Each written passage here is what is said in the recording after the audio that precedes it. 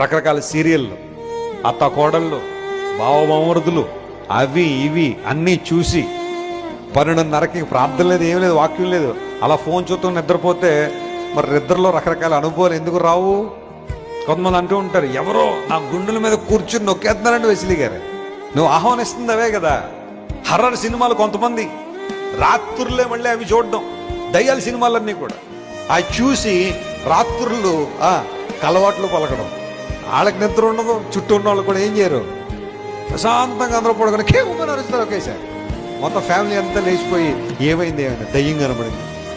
భర్త అనుకుంటే లోపల నీకన్నా పెద్ద దయ్యం ఎక్కడ పడుకో, దయ్యం కనబడిపోతుందండి, నాకు దయ్యం పిలిచేస్తుందండి, కిటికీలోంచి రా అంటుందండి. ఇవన్నీ ఎందుకు? ఏ డిస్టర్బెన్సెస్ అని అంటే you are not allowing the spirit of God to rule over you. పరిశుద్ధాత్మ దేవుణ్ణి నువ్వు సహకారిగా తీసుకున్నప్పుడు, ప్రార్థనాపూర్వకంగా పడుకున్నప్పుడు దేవుని కార్యాలు జరుగుతాయి.